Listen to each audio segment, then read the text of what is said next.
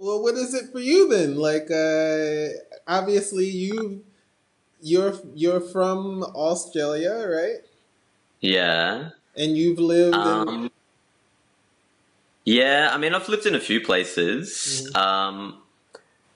I think, yeah, yeah, I mean, it's the same. It's interesting listening to what you say, because in different aspects, it's kind of the same story. Mm. You have there's certain people that might really like maybe they really like certain aspects of Australia, Hmm. and those people end up being attracted to you. Hmm. Then they might have a they might hope that you are a particular way, and then they find out that, well, maybe they're not really exactly like that. Because, the one thing that I think is really missing Hmm. that most people don't appreciate is that people that are um, immigrants, so they leave the place that they're from, or that they're expats, or whatever you want to call it. Hmm. These people have like some sort of unique characteristics that do distinguish them in a way from the population from which they come. Hmm. And there are some like common elements amongst the immigrants or the expats that they have kind of in common. Mm. I mean, it's not completely consistent, but there's certain things about them. Maybe they're quite frequently relatively curious. Right. They are possibly independent, maybe a little bit sort of willing to take a chance, bit experimental and open. Yeah. And, so certain things about them that you might not, that are probably more frequently seen in these expat and foreign communities. Hmm. Than you would see in the people that stay in the city that they're from.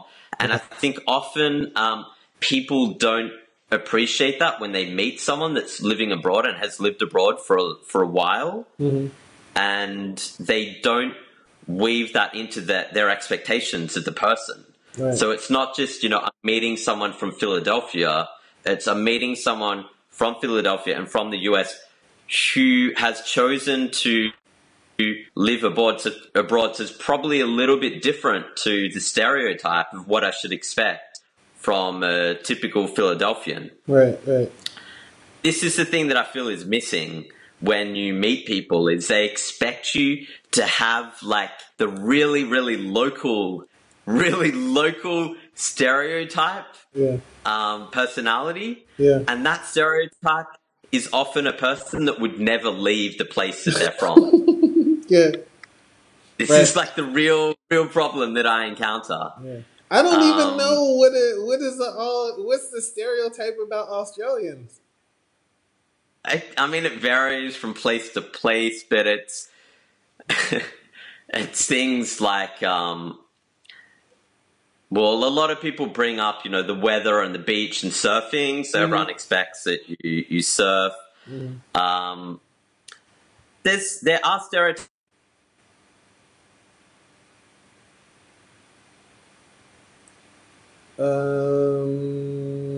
But that's nothing related to personalities. I missed some of that.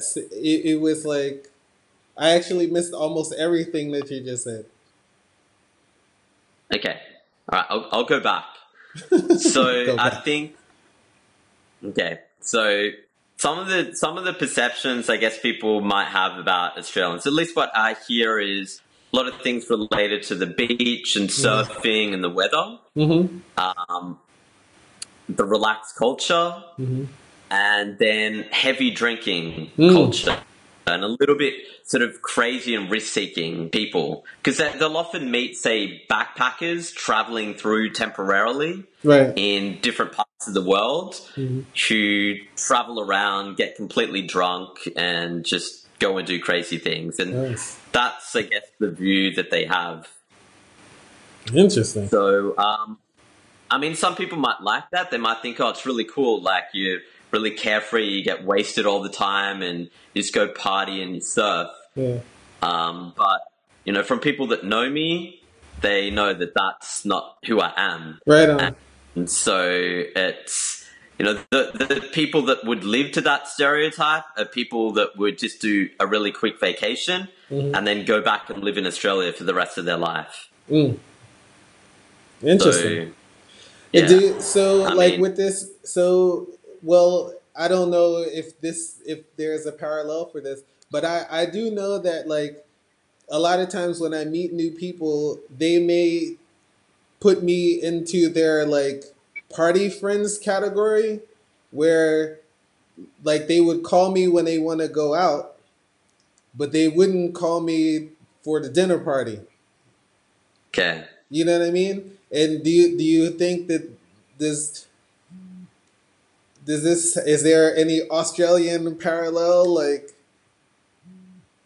Um, yeah, I mean, I'm thinking through, I've got, I guess, these different groups of friends, you know, friends that I might, you know, go party with, Mhm. or friends that I maybe just meet at a cafe or do some um, sport related activities with, Mhm. or people, yeah, I'll maybe travel with or go to dinner parties with, and they're exclusive, mutually exclusive groups. Mm.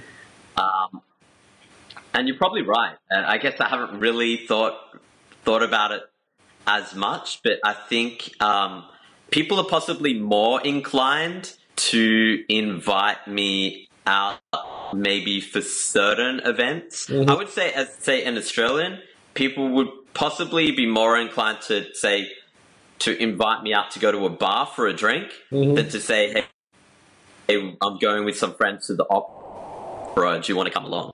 Ah. So I think possibly that might, not that I'm necessarily interested in opera, but Mhm. I think that people would say, hey, opera and Australians, it's not a classic combination. Right. Right. So I think that probably without even realizing that that has occurred. But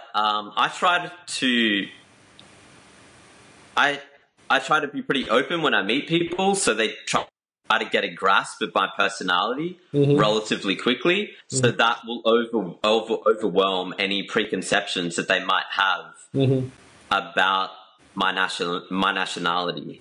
So they know enough about me just from conversation and the information I've directly given them Mm. specific to me, so they don't need to rely on the stereotypes of my nationality. Interesting.